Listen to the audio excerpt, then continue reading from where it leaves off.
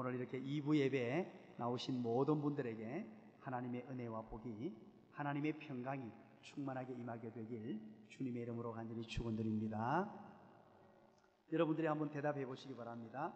이 세상에서 가장 행복한 사람, 한자로 뭐라 그랬죠? 시작.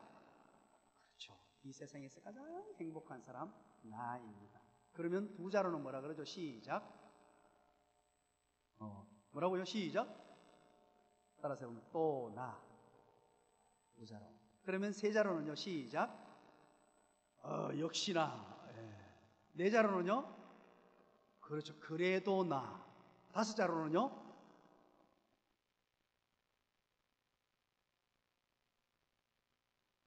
다시 봐도 나. 시작. 그렇습니다. 한마디로 말하면 이 세상에서 가장 복된 분들이 누구냐니까 오늘 이 자리에 참여하신 분들이란 말이에요. 오늘 처음 오신 분들 잘 오셨습니다. 우리 성도님들도 얼마나 행복한지 몰라요. 이 세상에서 가장 복된 사람, 행복이라는 말은 복되다라는 말과 같은 얘기입니다. 그 사람이 바로 나예요.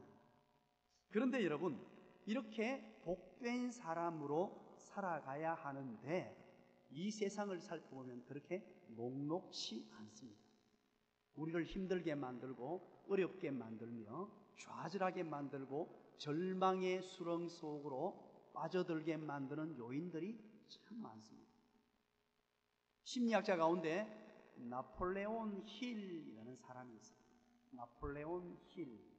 이 사람은 현대인들이 가지게 되는 불안 요인을 7가지로 정리를 했습니다. 모든 사람이 동일하게 그렇게 맞닥뜨리는 불안한 걱정거리, 염려가 7가지 정도 되겠다라고 이분이 밝혔는데, 첫 번째는 바로 가난에 대한 불안입니다. 가난에 대한 염려, 가난에 대한 걱정입니다. 경제적인 손실이죠. 두 번째는 실패에 대한 불안이라고 얘기했습니다. 내가 실패하면 어떻게 하지? 내 사업이 무너지면 어떻게 하지? 이렇게 해서 실패될 경우를 생각하며 불안해하고 염려한다라고 했습니다. 그리고 세 번째는 질병과 건강에 대한 불안이라고 이야기했습니다. 내가 몸이 이상이 생기면 어떡하지? 암이 걸리면 어떡하지? 이런 불안과 염려를 우리 모두가 안고 산다는 것입니다. 그리고 네 번째는 사랑의 손실에 대한 불안, 염려, 걱정이라고 합니다. 나의 사랑이 깨어지면 어떻게 하지? 내 사랑하는 사람들이 나를 멀리해서 사랑의 손실이 오면 어떻게 하지? 다섯 번째는 노쇠에 관한 불안과 염려라고 합니다. 늙음이죠. 나이가 점점 많아지면 얼굴에 주름이 배이게 되고 그리고 몸이 연약해지는 그런 노쇠에 관한 불안이라고 합니다. 그리고 여섯 번째는 자유에 대한 불안이라고 합니다. 지금 자유를 만끽하고 있는데 이 자유가 사라지면 어떻게 하나 하는 것입니다. 그리고 일곱 번째는 바로 죽음에 관한 불안이라고 나폴레온 힐은 밝혔습니다. 여러분 어떻습니까? 우리는 이 땅을 살아가면서 행복과 기쁨이 가득한 삶을 살아야 하는데 이런 불안 요인들 때문에 어쩌면 우리 모두는 지금도 염려하고 걱정하고 불안해하고 살고 있습니다. 몸이 조금만 찌뿌둥해도 또 음식이 소화가 조금만 안 돼도 혹시 암이 온 건 아닌가, 치명적인 어떤 몸에 이상이 생긴 건 아닌가 걱정하고 염려합니다. 기쁨의 삶을 다 잊어버리고 행복과 기쁨이 가득한 삶을 살아야 됨에도 불구하고 불안과 염려와 걱정 속에 살지는 않는가 하는 것입니다. 혹시 여러분 로댕이라는 사람을 기억하십니까? 로댕이라는 사람이 만든 조각상이 있죠. 조각상을 여러분들이 한번 대답을 해주시면 고맙겠습니다. 시작. 생각하는 사람. 이 생각하는 사람이라는 이 조각을 하는 바람에 이 로댕은 대단한 예술가의 반열에 오르게 되고 후대의 모든 사람, 지난 모든 사람들이 이 로댕의 생각하는 사람을 모르는 사람들이 없어요. 왜 그렇게 이 사람에게 박수를 보내고 로댕의 생각하는 사람이 조각상에 그렇게 감격스러워 할까요? 한 남자가 자신의 신체, 알몸으로 앉습니다. 이 세상의 모든 것을 벗었다는 의미예요. 다 내려놓았다는 의미입니다. 알몸으로 앉은 채 턱을 이렇게 고이고 뭔가 깊은 생각에 잠겨있는 조각상입니다. 이 조각상은 단테의 신곡 중에 지옥편이 있죠. 그 지옥편에 나오는 이야기인데요, 그 이야기를 배경으로 조각을 하게 돼요. 지옥으로 들어가는 문 위에 조각상을 딱 설치했단 말입니다. 죽음을 맞이해서 지옥으로 들어가는 문 위에 세웠으니, 바꾸어 말하면 이런 뜻입니다. 지옥 문 앞에서 생각하는 사람. 그래서 이 조각상 아래에 부제를 하나 붙여놓았어요. 조각상 밑에다가 이렇게 붙여놓았습니다. 지옥문 앞에서. 여러분 인터넷에 들어가셔서 이 조각상을 한번 살펴보시기 바랍니다. 지옥문 앞에서 벌거벗은 채로 턱을 고이고 깊은 상념과 생각에 잠겨있는 모습입니다. 저는 제 나름대로 이 조각상을 보면서 이런 부제를 한번 붙여봤어요. 어떤 의미에서 지옥문 앞에서라기보다도 더 멋진 부제가 있겠다 해서 제가 만든 부제입니다. 여러분 한번 들어보실래요? 들어보고 싶은 분만 고개 끄덕끄덕. 땡큐 베리 감사합니다. 바로 때가 늦기 전에 라고 저는 붙여봤어요. 벌써 지옥문 앞에 죽음 이후에 아무리 생각해봐야 그것은 의미가 없습니다. 죽고 난 이후에 상념에 잠기고 생각을 해보고 옳고 그름을 따져봐야 무슨 소용이 있겠어요? 때가 늦기 전에. 내 인생이 지금 죽음으로 향하여 달려가고 있다면 내 인생의 마지막이 오기 전에 깊이 생각해 봐야 할 문제가 있다는 것입니다. 내가 살아있을 때에 깊이 생각하고 또 생각해 봐야 할 문제, 진정한 인생의 행복이 무엇이며 기쁨이 무엇인가 하는 것입니다. 우리는 불안 요인으로 인하여 여러 가지 불안 요인 때문에 행복을 잊어버리고 삽니다. 행복하게 우리를 하나님이 만들어 놓으심에도 불구하고 우리는 무엇인가 불안 요인 때문에 행복을 빼앗겨 버리고 기쁨도 없이 무언가 열심히 살고 열심히 달려갑니다만 그것이 내 인생을 가장 안전하고 좋은 곳으로 인도해 주지 못하고 있더라는 말입니다. 그렇다면 오늘 우리는 한번 깊이 생각해 보아야 합니다. 때가 늦기 전에 우리의 모든 삶의 모습들을 다 내려놓고 벌거벗은 내 자아상을 내려놓고 그리고 깊이 상념에 한번 잠겨봐야 합니다. 생각해 봐야 합니다. 과연 인생의 진정한 행복과 기쁨은 어디에 있는가? 도대체 내 인생의 절망을 뛰어넘어 불안한 삶의 요인들을 다 부숴버리고 하나님의 창조 법칙대로 가장 완벽한 인생으로, 가장 완전한 인생으로 행복과 기쁨이 가득한 삶, 절망을 뛰어넘어 희망의 삶으로, 고통을 뛰어넘어 가장 환희가 넘치는 삶은 어떤 삶인가 하는 것입니다. 하나님은 우리에게 그 비결을 가르쳐 주시기 위해서 성경을 우리에게 허락하셨습니다. 이 하나님 말씀 속에 그 해답을 제시하고 있다는 것입니다.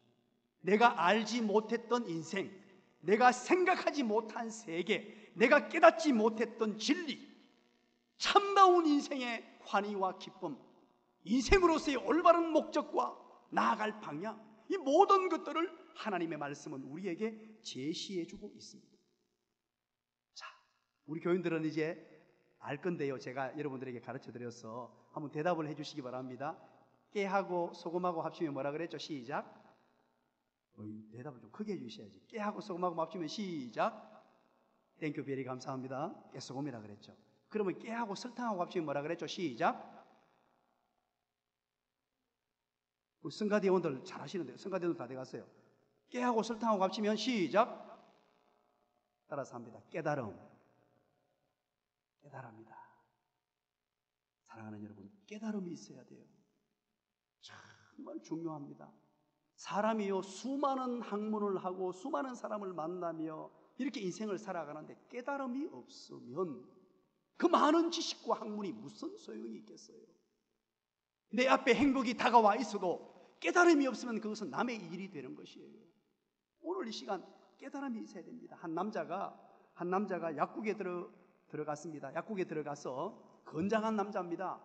딸꾹질 멈추는 약 주세요 그랬습니다. 딸꾹질 멈추는 약 주세요. 그랬더니만 이 약사가 이제 돌아서서 약을 이렇게 제조하면서 하다가 갑자기 돌아서 나오더니만 딸꾹질 약 달라고 하는 남자의 따귀를 찰싹 때리는 거예요. 너무 놀라가지고 붙들고 아니 왜 이러세요? 그러니까 이 약사가 싱글싱글 웃으면서 비시시 웃으면서 하는 말이 이제 멈췄죠? 그런단 말이에요. 따귀한테 두드려 패놓고는 멈췄죠? 그런단 말이에요. 그러니까 이 건장한 남자가 약사에게 했던 말이 있습니다. 내가 아니고 우리 집 마누라가 딸꾹이 났어요.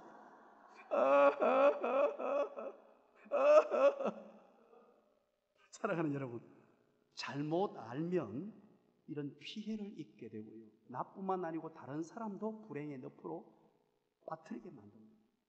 무엇을 알더라도 제대로 알고 하나님이 우리 인생들을 만드시고 우리의 나아갈 방향, 우리의 행불행 모든 것을 관장하고 계시기 때문에 우리는 오늘 하나님의 말씀을 통하여 정말 우리 인생이 가장 행복하고 기쁨이 넘치는 그런 삶, 도대체 그 삶이 무엇인가를 함께 살펴보기를 원합니다. 오늘 본문에 사마리아 여인이 등장합니다. 사마리아 여인, 요한복음 4장이에요. 사마리아라는 그 큰 동네 안에 수가라는 마을이 있었어요. 수가라는 마을 안에 한 여인이 살고 있었는데 이 여인의 나이는 몇 살이었죠? 시작. 여러분은 항상 주관식으로 하면 대답을 안 해주시더라고요. 제가 묻습니다. 나이는 1번 모른다, 2번 모른다, 3번 모른다. 나이는 몇 살요? 몰라요. 왜 모르죠? 성경에서 얘기를 안 하니까. 그러나 한 여인입니다. 나이도 몰라요, 학벌도 몰라요, 학력도 몰라요, 얼굴 생김새도 전혀 알 길이 없습니다. 단지 사마리아 수가성의 한 여인이었는데 이 여인을 어떻게 소개하고 있냐 하면 뒷부분에 가서 결론부에 가서 소개가 되어지는데 남편이 있었는데 옛날에 남편이 몇 명이었다고요? 과거에 남편이 몇 명? 5명. 그리고 지금은 남편 몇 명? 총 그럼 합치면 몇 명? 그런데 지금 남편도 남편이 맞더라 아니더라? 아니더라. 남편이 옛날에 과거에 5명이 있었고 지금 사는 남자도 있는데 그 남자도 내 남편이 아닙니다 라고 이 여인이 고백을 합니다. 참 이것 한 가지만 봐도 이 여인의 삶이 녹록치 않았다는 것을 알게 돼요. 평탄한 삶이 아니었다는 것을 알게 됩니다. 그런데 이 여인이 어느 날 낮 12시입니다. 여러분 한번 생각해 보시기 바랍니다. 낮 12시 팔레스틴, 지금 팔레스틴 지역이에요. 사막지대입니다. 낮 12시에 사람이 밖으로 나오지 못할까요? 나오지 못할까요? 왜? 무엇 때문에?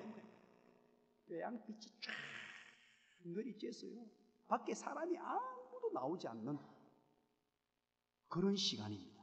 그런데 오늘 이 여인은 낮 12시에 물을 기르러 우물가로 갔다라고 성경은 기록하고 있어요. 왜 그러면 12시에 갔을까요? 이때 당시에 이 팔레스틴 사람들은, 특별히 사마리아 수가성에 있던 사람들은 물 기르러 언제 갔냐니까 이른 아침 시간에 해가 뉘엿뉘엿 떠오르려고 할 때, 시원할 때 물을 떠러 가거나 아니면 해가 지고 난 이후 저녁에 물을 떠러 갔어요. 이것이 보편적인 그들의 삶의 방식이었고 모든 사람들이, 모든 여인들이 그렇게 물을 떠오는 환경이었어요. 그런데 유독 이 여인이 아무도 없는 그 낮 12시에 떼약빛이 내리쬐고 너무너무 더운 그 날씨에 사람이 아무도 없는 그 시간에 물을 떠러 갔다는 거예요. 여러분, 이유가 뭘까요? 이 여인은 사람들과 어울릴 수 없는 그런 처지에 놓여 있었다라는 뜻입니다. 사람들이 이 여인을 손가락질했다는 뜻이에요. 사람들이 이 여인을 인간 취급하지 않고 죄인 취급하면서 왕따를 시켰다는 뜻입니다. 이 여인은 남편을 5명 데리고 있다가 바꾸어서 6번째 남편도 자기 남편이 아닐 정도로 사회적으로 또 도덕적으로 문란한 삶을 살았고, 그러다 보니까 사람들이 전부 다 보기만 봐도 슬슬 피하는 사람이었고 도망가는 사람이었어요. 그래서 낮 12시 아무도 없는 그 상황 가운데 그 땡볕에 그 무더위를 무릅쓰고라도 물을 떠러 갔던 것입니다. 오늘 이 여인의 모습 속에서 우리는 한번 깊이 생각해 봐야 합니다. 현대인의 모습. 이 여인과 동일한 상황은 아닙니다. 똑같은 이런 처참한 상황은 아닙니다. 하지만 어쩌면 오늘 우리가 살고 있는 이 시대의 모든 사람들이 이와 같은 환경에 노출되어 살고 있습니다. 그 환경이 어떤 환경일까요? 첫 번째는 바로 고독, 외로움입니다. 이 여인은 상당히 고독하고 외로웠습니다. 바로 이 고독과 외로움은 정신적인 고통입니다. 이 여인은 5명의 남편이 있었습니다. 또 새로운 남편을 만났습니다. 그럼에도 불구하고 그 남편은 자기 남편이 아니란 말이에요. 그 말은 무슨 말입니까? 아직 정부치고 못 산다는 뜻입니다. 이 남편도 언제 떠날지 모른다는 것입니다. 너무너무 외로웠어요. 아무리 애를 쓰고 힘을 쓰고 노력을 해봐도 이 외로움에서 벗어날 길이 없었습니다. 여러분, 우물가라는 곳은 어떤 곳입니까? 제가 어릴 적만 해도요, 집에 물이 없었잖아요. 여러분들은 다 좋은 동네 도시에 살아서 물이 콸콸 나왔죠. 저는 경북 경산시 신량읍 보인 1, 194번지에 살아가지고 동네에 큰 물이 하나 있다가 그것도 이렇게 툭 던져가지고 길을 올리다 이제 이게 펌프로 실어가지고 실어온단 말 아닙니까? 그렇게 해서 물을 받아가 아침에 일어나면 우리 어머니가 늘 하는 일이 물을 기르러 갔어요.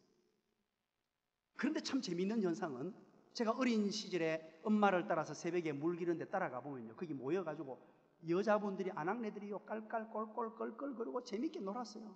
잘 잤나? 푹 쉬나? 너희 집에 무슨 일이 없나? 뭐 어쩌고 저쩌고 하면서 얼마나 아침부터 행복해하는지. 그런 곳이 우물가예요. 그런 환경에 지금 이 여인은 노출되어 살고 있었음에도 불구하고 거기에 어울릴 수 없는 고독함, 외로움. 이것은 키에르케고르라는 철학자가 이렇게 말했습니다. 군중 속의 고독이라는 말로 대변했습니다. 현대인의 모습이에요. 우리는 아파트 문화 속에 삽니다. 수많은 사람들과 어울려 삽니다.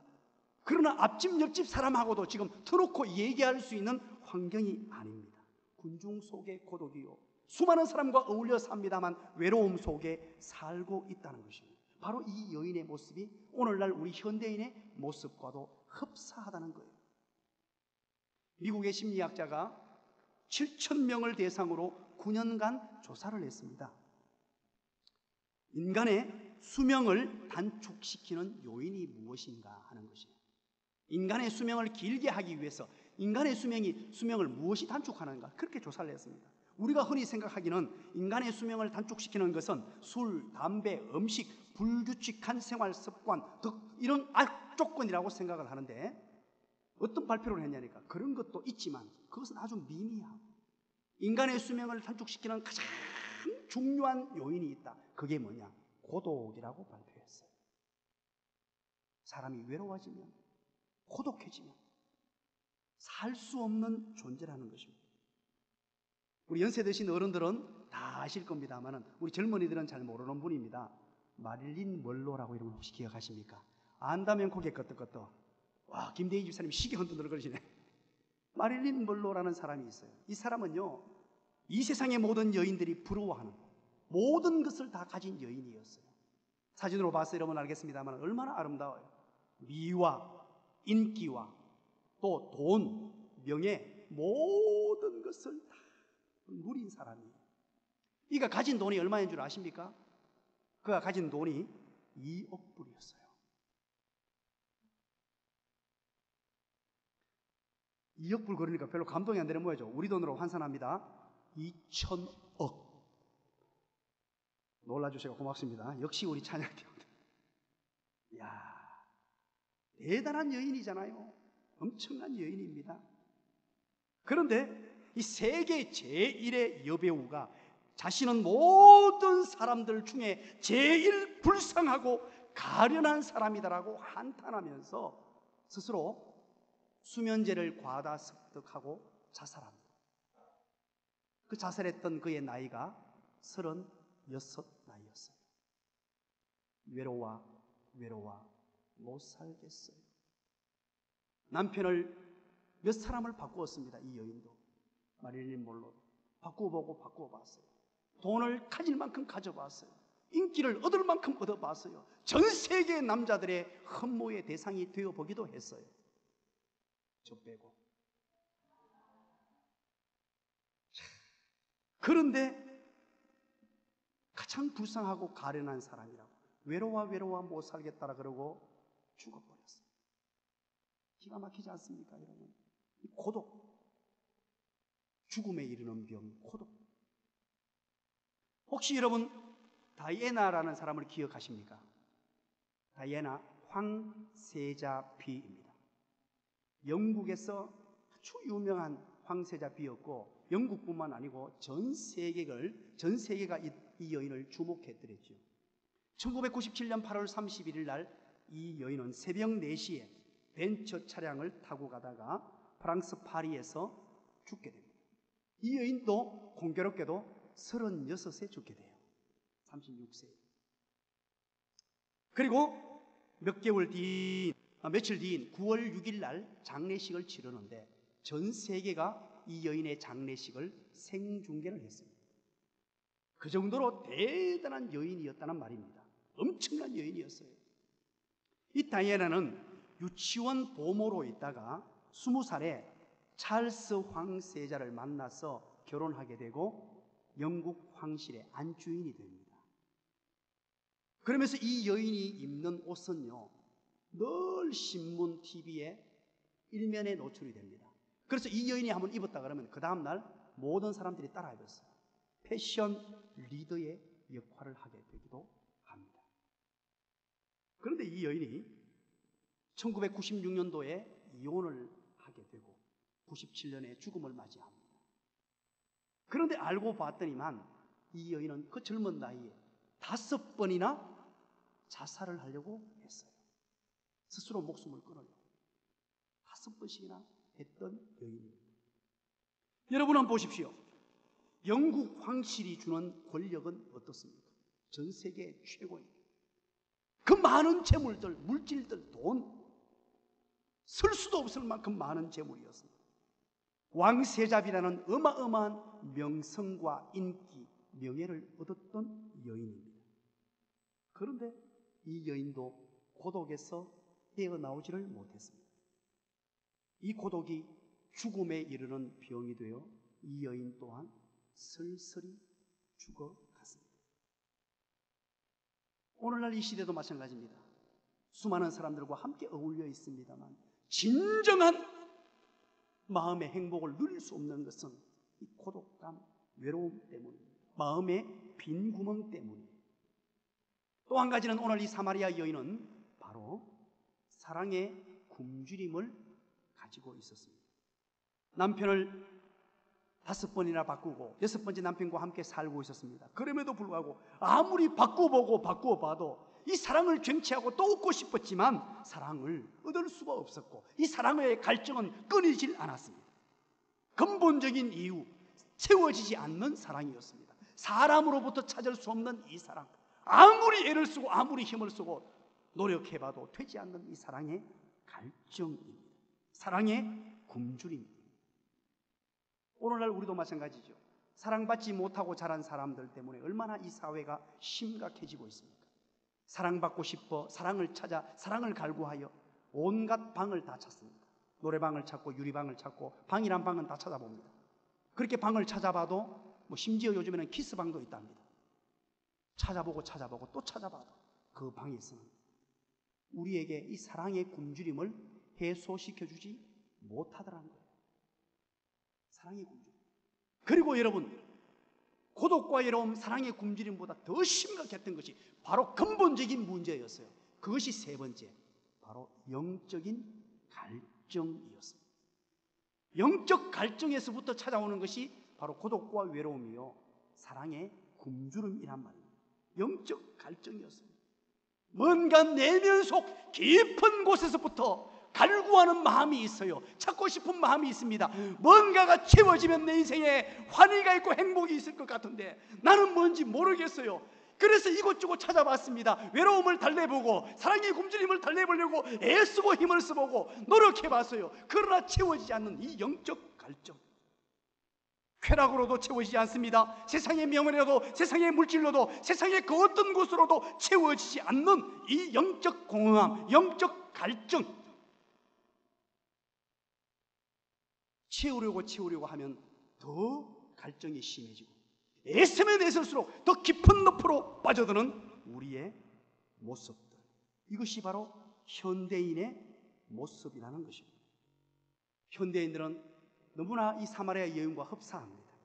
여러분, 고독과 사랑의 굶주림, 영적인 갈증에서 이것을 찾고자 돈을 버려보고 열심히 노력해보고 새벽 이른 시간부터 저녁 늦은 시간까지 달려보고 이곳을 찾아보고 저곳을 찾아보고 해수해봅니다. 여행을 해봅니다. 취미생활을 해봅니다. 운동을 해봅니다. 이것저것 다 한번 해보려고 애를 씁니다. 그러나 하면 할수록 메워지지 않고 채워지지 않는 뭔가 마음의 빈 구멍이 그대로 남아있더란 말입니다. 그런데 이 여인에게 새로운 전기가 찾아옵니다. 우물가의 만남. 우물가의 만남은 저는 이렇게 이름을 붙였습니다. 여러분 따라서 합니다. 행복한 만남. 행복의 만남이 시작되더라는 것입니다. 이 여인은 아무 생각 없이, 아무 계획 없이 갔단 말이에요.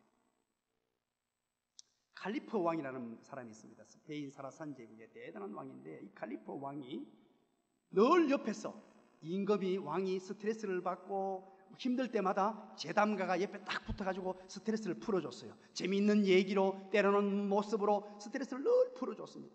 그러다 보니까 이 제담가가 얼마나 왕에게 도움이 되었는지 모릅니다. 그런데 한순간 이 제담가가 결정적인 실수를 하게 돼요.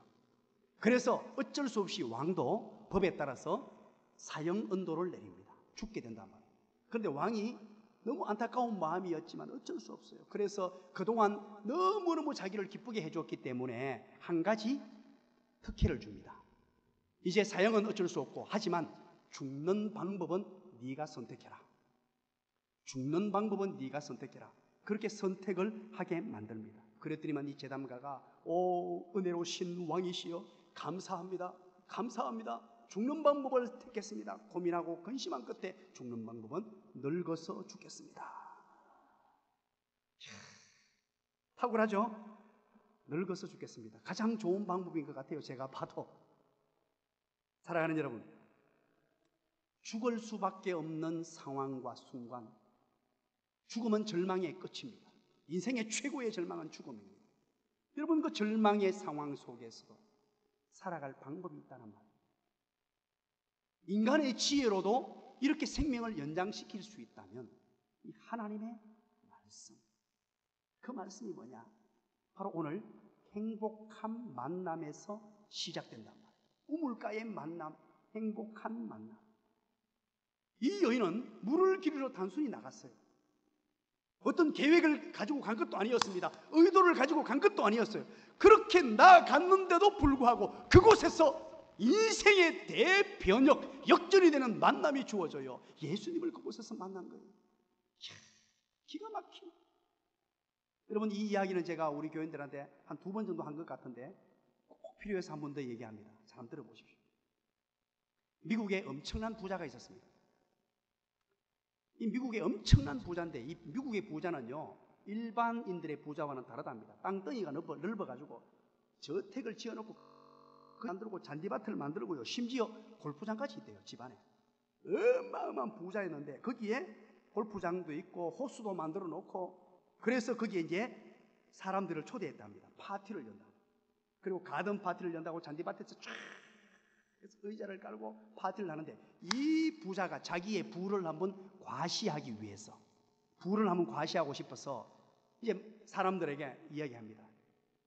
마당에 호수가 큰 호수가 있는데 이 호수를 한번 헤엄쳐서 이 끝에서 저 끝까지 가는 사람에게는 전 재산의 절반과 더불어 나의 외동딸과 결혼할 수 있는 그런 은혜를 주겠소.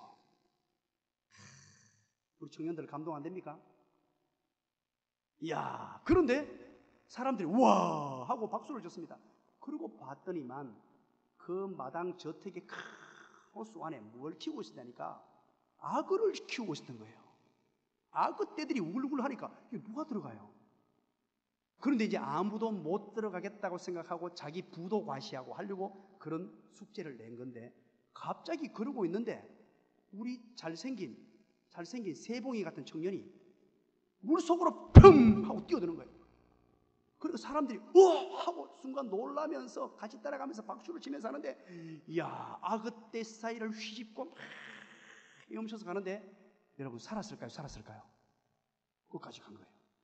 사람들이 그 길을 따라가면서 확 운지 입에서 따라갑니다. 그리고 이제 건너서 물을 틀면서 호수 위로 올라오는 거예요.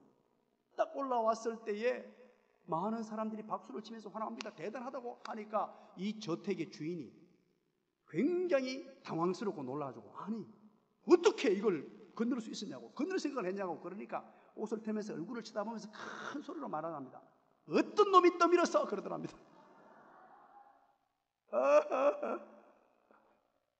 혹시 여러분 오늘 교회에 나오면서 억지로 떠밀려서 오신 분 있습니까?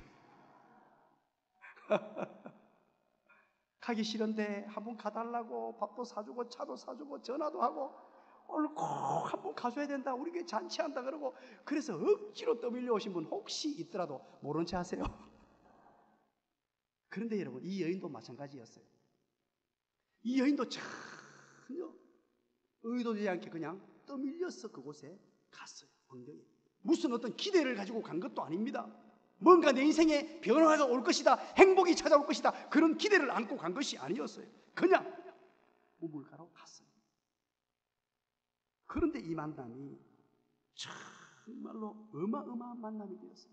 28절 29절에 보니까 어떻게 기록했냐 하니까, 이 여자가요 물을 들어갔잖아요. 물을 들어갔으면 물을 얻으면 끝나요. 물이 얼마나 중요합니까? 물을 얻으러 갔는데 물동이를 버려두고, 이제 물에 관심이 없어져 버렸어요. 물동이를 버려두고 동네로 달려갔다 그럽니다. 우물가에서 동네로 달려가가지고 뭐라 했냐니까, 동네 사람들이라고 외쳤어요.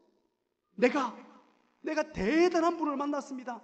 내 인생이 변했어요. 내 인생에 행복이 찾아왔어요. 그동안은 이 여인이 사람들과 대화도 하지 않았습니다. 만나지도 않았습니다. 꺼렸습니다. 그런데 그 모든 것들을 다 털어버리고 내가 변화되었다라고 외치기 시작하는 모습이 28절 29절 말씀입니다. 행복한 만남으로 이 여인의 인생은 정말 복된 인생이 되었어요. 우물가에서 그 예수님과의 만남 때문에 행복한 만남, 우물가의 만남. 오늘 이 시간 찾아 나온 모든 분들, 또 우리 성도들 모두가 이런 우물가에 경험하게 되시기를 간절히 축원합니다. 오늘 이 자리가 우리 주님 만나는 우물가의 만남이 되시기를 간절히 축원합니다. 그렇다면 왜 이런 행복을 누리게 되었느냐는 것입니다. 14절에 뭐라 그러냐니까, 예수님께서 말합니다. 내가 주는 물을 먹는 자는 영원히 목마르지 않으리라. 이 기가 막힌 표현입니다. 내가 주는 물을 먹는 자는, 이 여인은 그냥 단순히 목을 축이려고 간 거예요. 물을 마셔가지고 이제 목마름을 해결하려고 갔는데 무엇을 얻어버렸냐니까, 영적 갈증, 고독, 사랑의 굶주림, 이 모든 것이 일시에 해결되는, 누구도 해소해주지 못했던 영적 가람. 예수님께서 말하기를 내가 주는 물을 먹는 자는 영원히, 네가 지금까지 그 해갈이 무엇 때문인 줄 아느냐? 영적 해갈, 소외됨, 외로움, 사랑의 굶주림, 이 근본적인 문제, 근원적인 문제를 내가 해결해 줄게. 내가 주는 물을 먹어라. 여기서 내가 주는 물이 무엇입니까? 예수 그리스도입니다. 예수 그리스도를 만나면, 예수 그리스도를 만나고 그분을 따라가는 삶을 살면, 예수 안에서 예배하고 예수 안에서 찬송하고 예수 안에서 말씀을 배우는 삶, 깊이 있는 그런 삶을 살면 이전에 경험해보지 못했던 놀라운 행복, 14절에 뭐라 그럽니까? 그 속에서 영생하도록 솟아나는 샘물이 되리라. 그렇게 약속해요.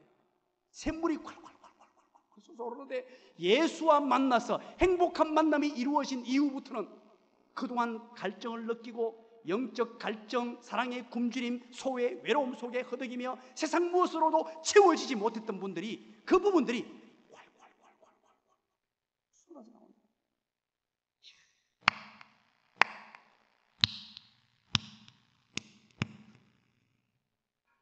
야, 이런 기가 막힌 이야기는 이렇게 한번 해줘야, 어이구 소리가 오늘 좀 크네요. 사랑하는 여러분, 오늘 이것은 천지가 개벽할 선언이요, 우리 주님의 말씀이에요. 우리 인생들의 모든 문제를 한 번에 해결해 주는 정말로 놀라운 이야기를 오늘 본문을 통하여 이 여인에게 주고 있습니다. 이 여인은 이 말씀을 받고는 인생이 뒤집어져요. 이전에 경험해보지 못했던 행복한 삶, 정말로 기쁜 삶, 환희가 가득한 삶, 얼마나 좋았으면 물도로 갔다가 물통 내버려버리고 달려가가지고 사람들에게 여보시오들 여보시오들 보세요 하고 외칠 수밖에 없었던 그 환희와 기쁨, 그 갈증이 가득가득 다 차고 넘쳐서 온 머리 끝까지 넘쳐 흘러서 이것을 세상 사람들에게 말하지 않고는 견딜 수 없는 이 행복감, 기쁨, 환희의 삶이 이 여인에게 펼쳐졌다는 말입니다. 여러분, 이 표현을 좀 쉽게 한번 표현해 볼까요? 이 여인의 삶을 바로 고독의 문제, 사랑의 갈증, 영적 갈증의 문제를 해결해 주고 이런 기쁨을 누렸다는 말은 예수님을 믿고 난 뒤에 구원받았다는 뜻이에요. 예수님 믿고 참 만족을 누렸다는 뜻입니다. 예수 안에서 참 행복을 누렸다는 것입니다. 예수 안에서 참 기쁨을 누렸다는 것입니다. 예수님 때문에 누리는 이 만족감, 그 세상 어떤 곳에서도 만족을 누리지 못했는데 예수님 때문에 누린 이 행복, 그 간정거리들이 어디 있습니까? 바로 옆에 사람들이에요. 여러분 한번 보세요. 옆에 있는 분들 얼굴 한번 쳐다보세요. 그리고 윙크 한번 해주세요. 시작. 이 자리에 참여한 모든 분들이 바로 그런 분들이에요. 이것이 나의 간정이요, 이것이 나의 찬송이란 말이에요. 예수님 믿고 난 뒤에 얼마나 많은 사람들이 변화됐습니까? 예수 믿고 한번 보십시오. 가장 복받은 사람이에요. 예수 아니었으면, 예수 믿고. 여러분, 정혜영, 션이라는 부부를 아십니까? 연예인 부부인데 이 부부가요, 예수를 믿고 난 뒤에 인생이 뒤집어졌어요. 우리 모든 사람들은 돈을 향해서 달려가잖아요. 돈을 벌기를 애쓰고 모으고 또 모으고 또 모으고, 왜냐니까 거기에 행복이고 기쁨이 있는 줄 알았어. 이 부부는 이렇게 신실한 크리스찬인데 2017년도에 어린이 재활병원인 프롬의 재단 넥선 어린이 재활병원을 이 부부가 세웁니다. 전액 이 세상에 기부하기 위해서 세워나가는데, 자기가 가진 돈이 많아서 그런 것도 아니에요. 수익금이 생기면 전부 다 구제하고 섬기고 하나님의 복음을 위하여, 가난한 이웃을 위하여 전부 나눠주는데 2019년 6월 16일자로 검색을 해봤습니다. 이 시연과 정혜영 부부가 가난한 자들에게 나누어준 기부 금액만 얼마쯤 했나 하고 검색을 해서 정확한 데이터를 빼봤더니만 53억을 기부했어요. 대단하지 않습니까? 이 부부가 왜 이렇게 살았을까요? 돈 아깝지 않은 사람이 어디 있겠어요?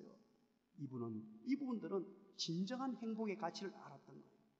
예수 믿고 난 뒤에 찾아오는 이 기쁨, 오직 예수님 때문에, 오직 그분, 거기에서 돈으로도 상승할 수 없는 기쁨이 예수로 충만하니까 버려드린 돈들은 하나님이 주신 것인 줄 알고 나누어주는 삶.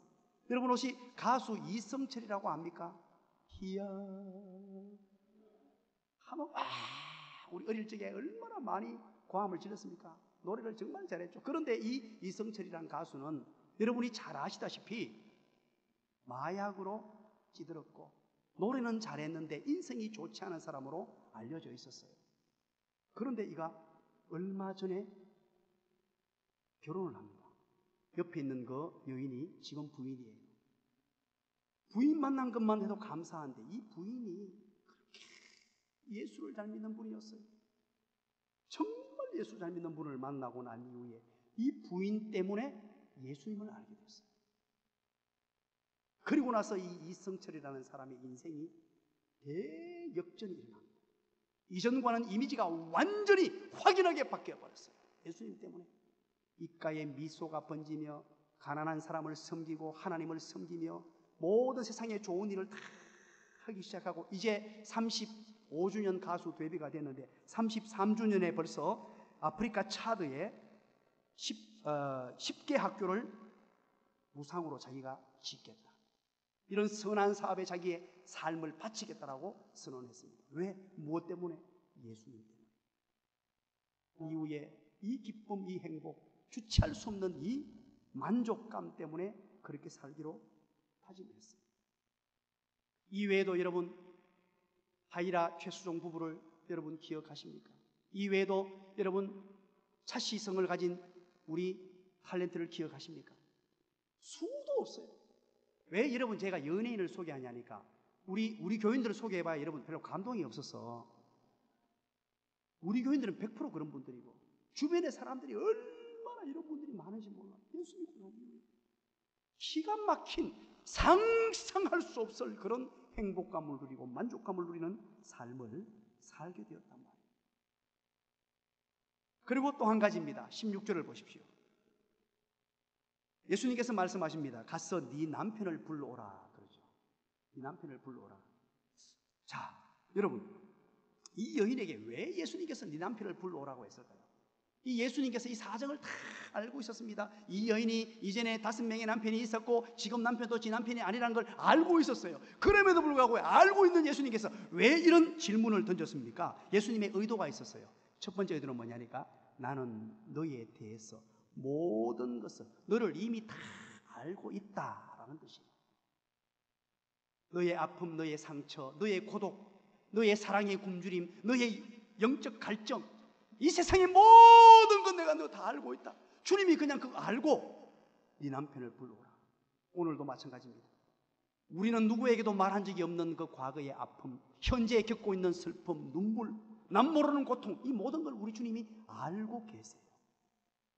오늘 이 시간 찾아온 모든 분들의 그 모든 삶도 다 알고 계세요. 누구에게도 밝히지 못했던 나의 삶의 아픔, 상처 다 알고 있다 이 뜻이에요.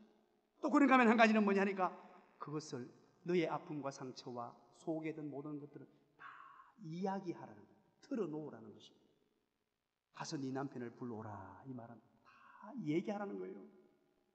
다 털어놓아야 만족감을 누리게 됩니다. 내 속에 집어넣어 놓으면요, 이게 스트레스가 되고 이것 때문에 내 인생에 환희와 기쁨이 없어져요. 우리 주님 앞에 다 털어내버려야 돼요. 주님, 나는 이런 사람이었습니다. 이런 죄를 지었고 이런 아픔이 있고 이런 고통이 있습니다. 주님, 내가 이거 다 내어놓습니다. 다 내어놓으라. 간절한 소망이 있습니다. 오늘 사마리아 여인에게, 이 사마리아 수가 쓴 여인에게 일어난 이런 기적이, 이런 놀라운 변화가 오늘 이 자리에 참여한 모든 분들에게 동일하게 일어나게 되기를 주님의 이름으로 간절히 축원합니다. 말씀의 결론을 맺고자 합니다. 압둘라만 3세라는 사람이 있습니다. 9세기 세계를 지배했던 바로 스페인 사라센 제국입니다. 세계에서 가장 큰 왕국을 49년간이나 통치했던 최고의 왕 중의 왕입니다. 그의 1년간 수입은 3억 3,600만 달러였고 세계 최강 육군과 회군을 가지고 있었으며, 여러분 놀라지 마십시오. 그의 부인은 솔로몬의 숫자를 능가합니다. 솔로몬의 부인은 몇 명이었다고요? 공식적으로 솔로몬의 부인은 몇 명이었다고요? 솔로몬의 부인 몇 명이었다고요? 자, 따라서 합니다. 지혜가 좀 부족하거들라. 눈이라도 밝아야 된다. 몇 명요? 1000명이었습니다. 공식적으로. 그런데 이 압둘라만 3세는 공식적으로 자기 아내가 3,321명, 이 기록을 누구도 못 깼습니다. 3,321명의 부인이 있었고 자녀가 몇 명이었냐니까 616명. 그러니까 어마어마하죠. 뭐 자식, 부인, 돈, 모든 것을 다 가졌습니다. 그런데 그가 이 세상의 모든 것을 다 가졌던 그가, 저였던 그가 마지막으로 죽으면서 남겼던 유언이 있어요. 마지막으로 죽으면서 남긴 유언입니다. 이런 유언을 남겼습니다. 오랜 세월 영화로운 통치에도 불구하고 진정으로 행복을 누린 날은 단 14일 뿐이었다. 이런 이야기를 남기고 죽어요. 그 기나긴 생활, 49년간의 통치, 이런 어마어마한 업적, 물질, 돈, 명예, 자녀, 부인 다 가졌어도 단 14일간만 행복한 삶을 살았다라고 이야기하고 죽었습니다. 사랑하는 여러분, 이 세상은 그렇습니다. 여러분 속으시면 안 돼요. 돈을 벌면 막 행복이 주어질 것 같지만 버는 돈만큼 그 늪에 빠져들게 돼요. 명예를 얻고 세상의 것을 얻으면 될 것 같지만 얻는 만큼 더 늪 속에 내려가는 상황이 돼요. 우리는 진정한 인생의 환희와 기쁨, 행복, 바로 예수 그리스도, 주님이 주시는 영원한 생수, 그것을 마시는 자마다 소외와 고독에서, 사랑의 굶주림에서 내 속에 남아있는 영적 갈증이 깨끗이 해소되고 가장 행복한 삶, 환희가 넘치는 삶으로 이렇게 변화되더라. 기도하겠습니다.